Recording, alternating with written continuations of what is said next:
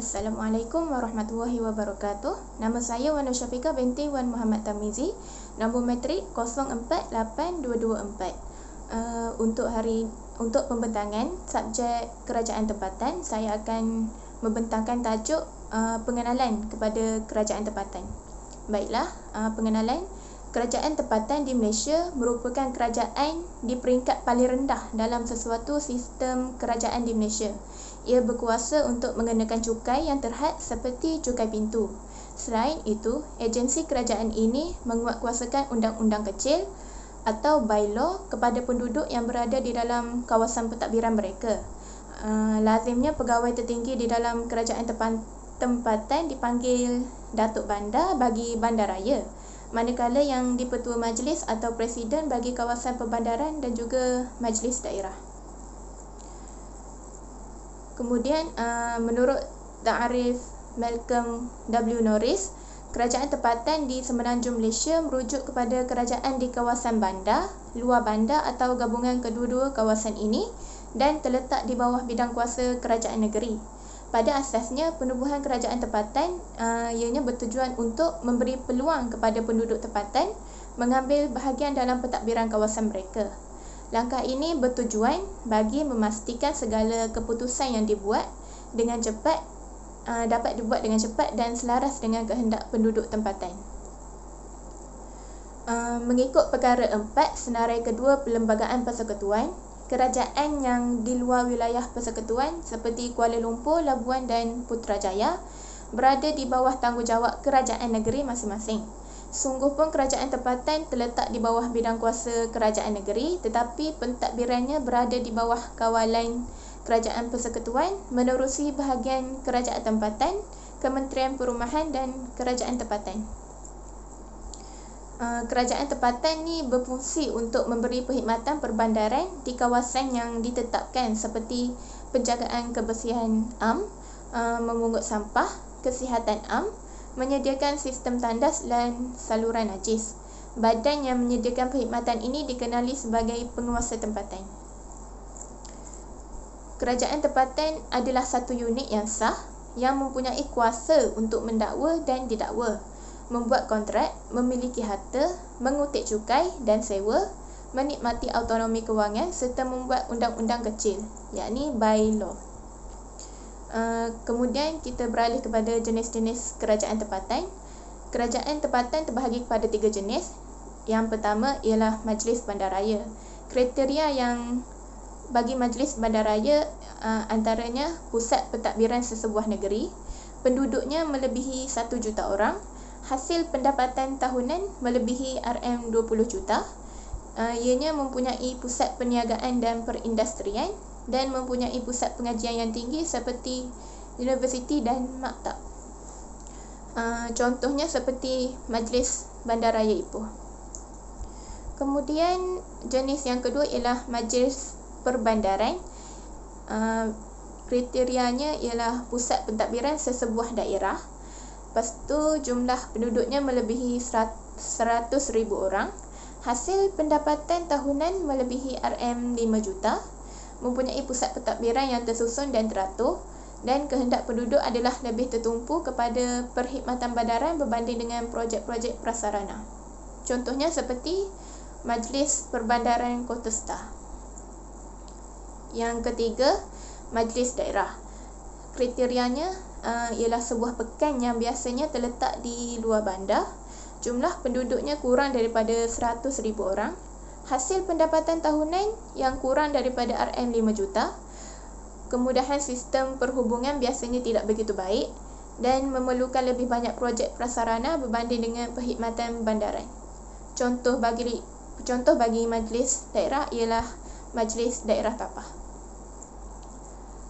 Kemudian fungsi kerajaan tempatan terbahagi kepada fungsi kerajaan tempatan. Terdapat 2 prinsip utama yang menetapkan fungsi penguasa tempatan, iaitu prinsip ultra vires dan general competence. Prinsip ultra vires ni menetapkan bahawa penguasa tempatan hanya berfungsi mengikut tugas dan tanggungjawab yang ditetapkan oleh undang-undang. Berasaskan prinsip ini, penguasa tempatan di Malaysia berfungsi berpandukan bidang kuasa dan tugas yang disenaraikan oleh undang-undang.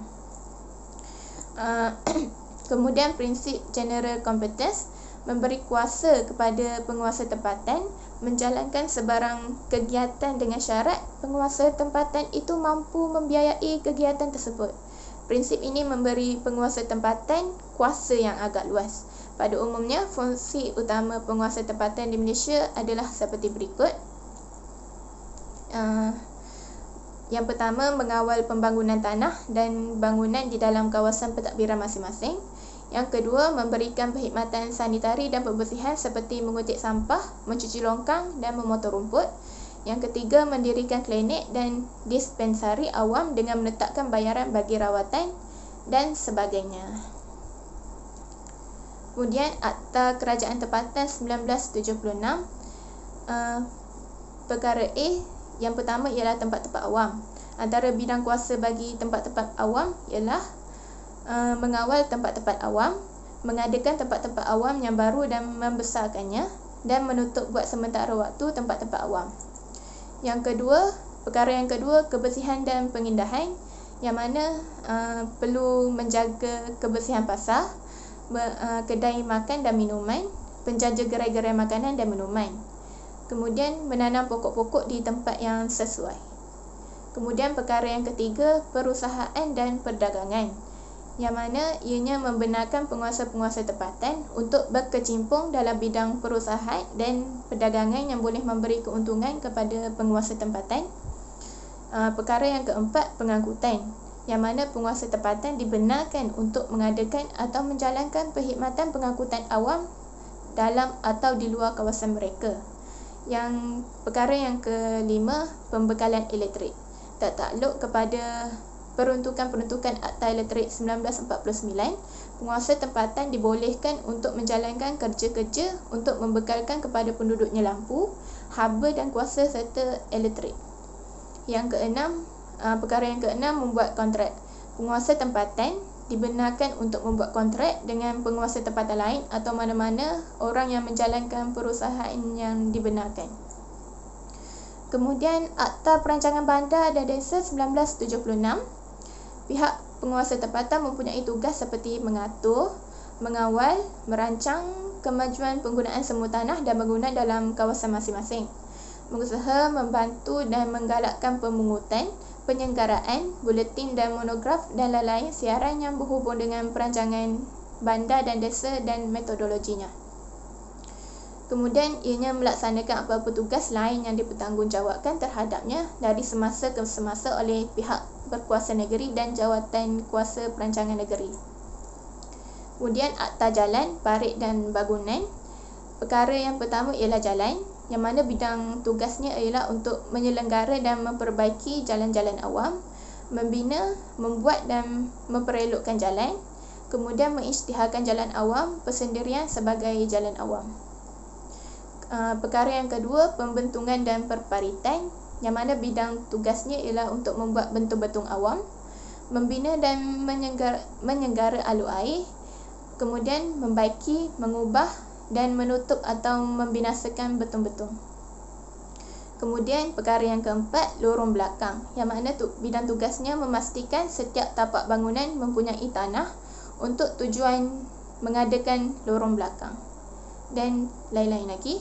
Kemudian perkara yang keempat, yang terakhir ialah bangunan, yang mana bidang tugasnya ialah untuk meruntuh atau memindahkan bangunan yang tidak dibenarkan dan memindahkan sekatan, petak, galeri, loteng, bumbung, siling atau binaan lain yang telah dibuat tanpa kebenaran bertulis dan sebagainya. Itu sahaja daripada saya. Sekian, terima kasih.